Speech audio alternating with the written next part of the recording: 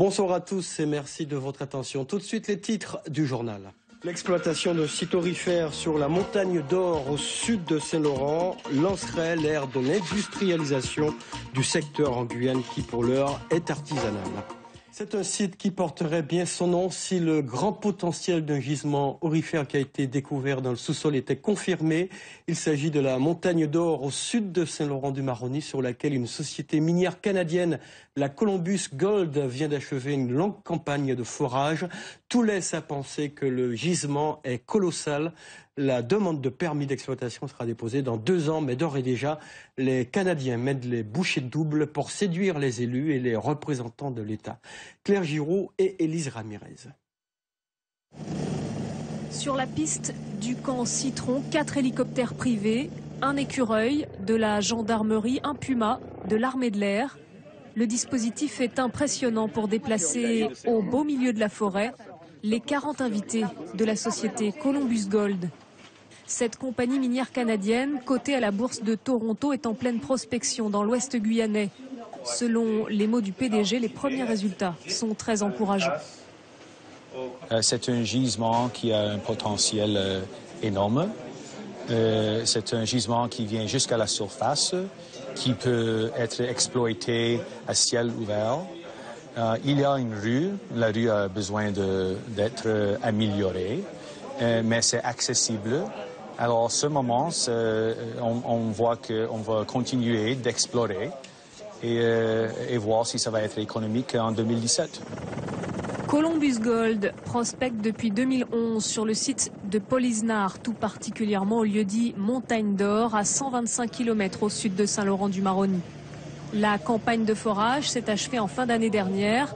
Aujourd'hui, plusieurs échantillons sont exposés ici, dans cette carothèque du camp Citron.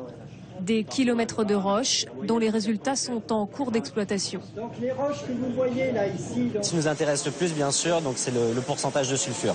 Est-ce qu'on a beaucoup de pyrite, de la calcopyrite, un sulfure de cuivre, de la pyrrhotite, et parfois on peut voir aussi des grains d'or, comme on vous a montré tout à l'heure. Mais bon, ça c'est plus rare, mais c'est pas parce qu'on la voit pas que forcément elle n'est pas là. Parce qu'elle se trouve vraiment dans la structure interne du minéral de pyrite.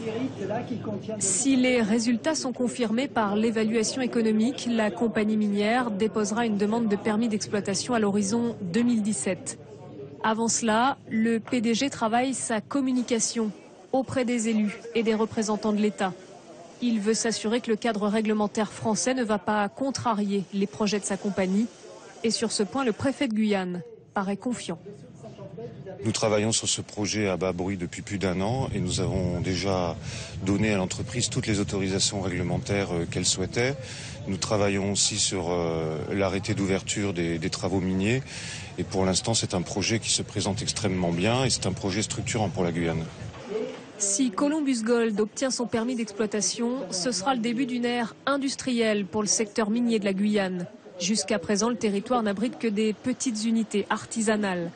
Pour éviter un refus comme celui d'IAM Gold en 2008, le gouvernement a mis en place un comité de pilotage. Il travaille sur une charte de mines responsables à laquelle participe la députée Chantal Berthelot. Le terme de mine responsable implique beaucoup de choses, évidemment. La responsabilité sociale et environnementale. Ça veut dire comment, effectivement, dans l'exploitation industrielle aurifère qu'on va avoir, l'environnement est protégé. Et ensuite, la réhabilitation du site, comment il sera fait. Et d'autre part aussi, la mine responsable, pour moi, c'est aussi le côté social. Et là-dessus, on doit être vigilant également. Si le projet se finalise, la mine pourrait entrer en exploitation à l'horizon 2020. Son potentiel est évalué à 150 tonnes d'or. C'est l'équivalent de ce qu'ont produit l'ensemble des mines de Guyane ces 30 dernières années.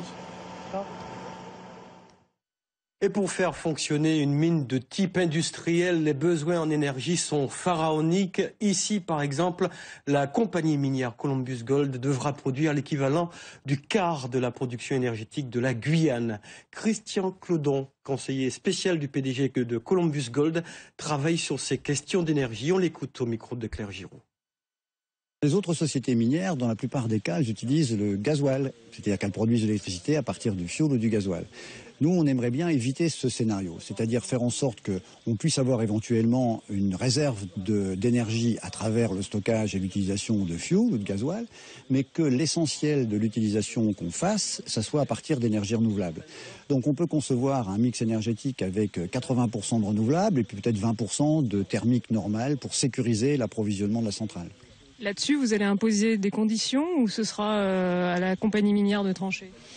Non, ça sera à la compagnie minière de trancher. Vous savez, il y a deux cas de figure. Il y a le cas de figure où on produit de l'énergie sur place, donc c'est la compagnie qui elle-même décide de produire un type d'énergie en fonction de son coût, de ses nuisances, etc. Deuxième possibilité, c'est d'être accordé au réseau EDF. Et donc là, il faudra faire une discussion avec les partenaires, EDF bien évidemment, mais aussi l'État et la collectivité, la nouvelle collectivité territoriale.